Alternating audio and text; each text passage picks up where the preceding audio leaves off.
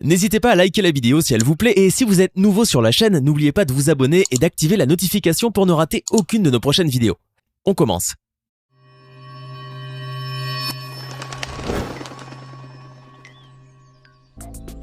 Bonjour et bienvenue à tous. Aujourd'hui, nous revenons sur l'affaire qui a défrayé le monde du rap américain ces 2 dernières années. L'arrestation hyper médiatisée du rappeur 6ix9ine.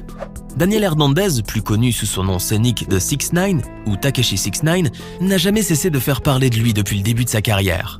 Look déjanté et coloré, clips qui font la promotion de la violence et de la misogynie, affrontements entre gangs, on aime ou on n'aime pas, le rappeur avait trouvé son audience. Un succès soudain qui a vite fait de lui monter à la tête. Cependant, en 2018, tout s'arrête brusquement. 6ix9ine est mis en détention par la police new-yorkaise pour plusieurs chefs d'inculpation graves. Et alors qu'il est âgé seulement de 23 ans, le chanteur risquait une peine de 40 ans de prison. Effrayé et sous pression, celui qu'on connaît désormais sous le sobriquet de « la balance du rap » avait vite fait de dénoncer pendant son procès ses anciens alliés, le redoutable gang des Nine Trey Gangsta Bloods, espérant alléger ainsi sa peine et avoir les faveurs du jury. Condamné finalement à seulement 2 ans, 6ix9ine dit depuis avoir peur pour sa vie à l'intérieur de la prison. Et pour cause, le gang des Nine Trey Gangsta Bloods qu'il a balancé cherchait désormais à se venger de lui.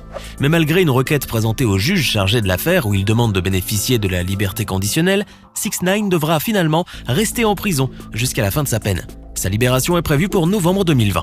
Mais qu'en est-il de sa vie derrière les barreaux ? Son statut de star du rap lui aurait-il permis de bénéficier de quelques faveurs ? Risque-t-il toujours de se faire éliminer ? Et surtout, quelle sera sa vie post-prison maintenant que sa carrière est considérée comme totalement ruinée ?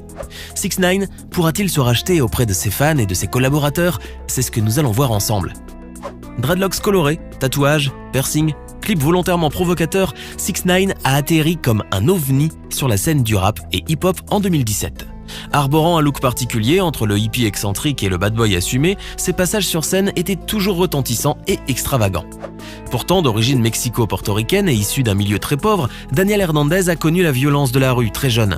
Témoin de l'assassinat de son père devant la maison familiale, l'adolescent au parcours chaotique connaîtra aussi la condition de SDF pendant quelques années quand il se fait virer de la maison par sa mère. Lors de cette période dramatique de sa vie, il fait la connaissance du gang des Nine Trey Gangsta Bloods qui le prennent sous leur aile.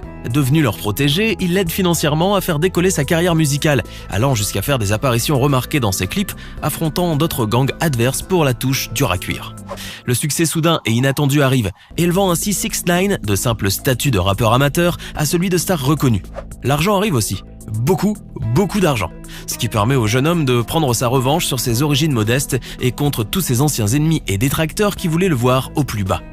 Des succès musicaux tels que Baby ou Gummo lui permettent d'asseoir sa réputation de rappeur au sommet et de faire son entrée dans la cour des grands. Mais en 2018, le chanteur se fait violemment agresser, puis kidnapper avant de se faire voler la somme de 800 000 $. L'auteur ou les auteurs de l'agression seraient encore inconnus de la justice. Ce qu'il faut savoir, c'est que 6ix9ine n'a jamais fait dans la dentelle. Il changeait de manager et de collaborateur comme il changeait de chemise et n'hésitait pas à insulter et dénigrer d'autres rappeurs via les réseaux sociaux où il était très présent. Sans compter les provocations par le biais de ses clips, des paroles aux allures de règlement de compte qui n'ont visiblement pas été pris à la légère. L'année 2019 sera l'année charnière où les ennuis commenceront sérieusement pour l'interprète de Baby. Il devra faire face à la justice pour 17 chefs d'accusation incluant extorsion, trafic, racket et proxénétisme. Une ancienne affaire de détournement de mineurs, auparavant classée par la justice, ressurgira pour compléter cette liste déjà trop longue.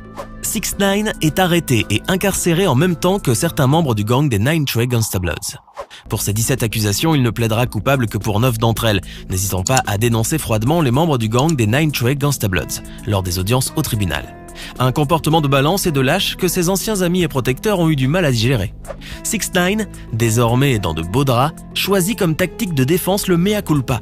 Il adresse pour ce fait une longue lettre publique au juge et à la police de l'État de New York, mais aussi à ses fans et sa famille. Il s'excuse sincèrement pour tout le mal qu'il a fait autour de lui, invitant les jeunes en difficulté à ne pas suivre son exemple. Menacé de mort par les Nine Trey Gangsta Bloods, incarcéré dans le même pénitencier que lui, 6ix9ine crie à qui veut l'entendre que ses jours seraient comptés s'il reste derrière les barreaux. Risquant initialement 40 années de réclusion criminelle, le verdict de 6ix9ine finit par tomber. Il ne devra finalement purger que 2 ans de prison. Un verdict qui pourrait marquer la fin de son calvaire carcéral, car le rappeur peut déjà penser à sa carrière post-prison. Refusant la protection policière et celle du FBI, 6ix9ine serait en pleine préparation de ce retour sur scène. Aux dernières nouvelles, il aurait même signé un contrat avec la maison de disques 10K Projects, basé à Los Angeles. Un contrat de $10 millions que le chanteur aurait apparemment déjà empoché. Son nouveau label lui aurait également proposé d'engager une équipe de garde du corps pour assurer sa protection. Chose dite, chose faite. Désormais, c'est Snow Billy, un ancien adversaire des Nine Trey Gangsta Bloods qui jouera l'ange gardien auprès de 6ix9ine. Pour l'anecdote, ça ne sera pas la première rencontre entre les deux hommes, puisque Snow Billy s'était déjà fait attaquer par le gang des Gangsta Bloods en 2017. Une attaque manquée menée par 6ix9ine lui-même afin de faire ses preuves de nouvelles recrues au sein du redoutable gang new-yorkais. Snow Billy s'en est tiré avec des blessures terribles mais avait fini par survivre. Pas rancunier pour autant, le bodyguard a préféré considérer cet épisode tragique de sa vie comme de l'histoire ancienne et aurait décidé de tourner la page et de se consacrer à son nouveau patron. La sécurité de 6ix9ine sera ainsi assurée 24 heures sur 24 et 7 jours sur 7 aux frais de son nouveau label. Du côté familial, Jade, la fiancée du rappeur, s'occuperait de promouvoir son image auprès de ses fans. Dans l'une des dernières photos qu'elle a postées sur son compte Instagram, elle pose en compagnie de son amoureux dans une photo visiblement prise en prison. Un geste de solidarité et un témoignage d'amour pour celle qui croit à un retour probable du rappeur sur les devants de la scène. Sur la photo qu'elle a postée sur son profil Instagram, elle a rédigé un vibrant message adressé à tous les ennemis de 6ix9ine. Ils t'ont kidnappé, ils ont couché avec la mère de ton enfant, ils ont été interceptés par téléphone, alors qu'ils conspiraient pour te tuer et ils t'ont soutiré des millions de dollars. La photo, largement partagée, a déclenché par la même occasion une avalanche d'insultes dans la section commentaires où l'on reproche à Jade de faire les éloges d'un criminel en le positionnant en victime. Rachel Watley, alias Jade, évoque dans les médias les trahisons subies par 6ix9ine depuis que sa carrière a décollé.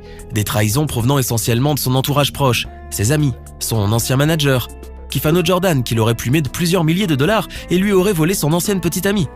Toujours selon elle, tous sont responsables de près ou de loin de l'incarcération de 6ix9ine. La solidarité de Rachel Watley, Jade, envers son fiancé irait bien au-delà de simples photos prises en prison et publiées sur les réseaux sociaux. Elle souhaiterait donner un coup de pouce dans l'espoir d'obtenir à ce qu'il purge sa peine en liberté surveillée. Elle a même adressé une lettre au juge d'instruction comme lui-même l'a fait quelques mois plus tôt. Pour le moment, sa lettre ne semble pas avoir eu d'effet positif sur la peine de prison de son fiancé. Et d'ailleurs, maintenant qu'il ne lui reste que quelques mois à passer derrière les barreaux, 6ix9ine, qui disait encore il n'y a pas longtemps qu'il ne souhaitait ni se cacher, ni changer d'identité, de visage, de maison ou d'état, serait sagement revenu sur sa décision.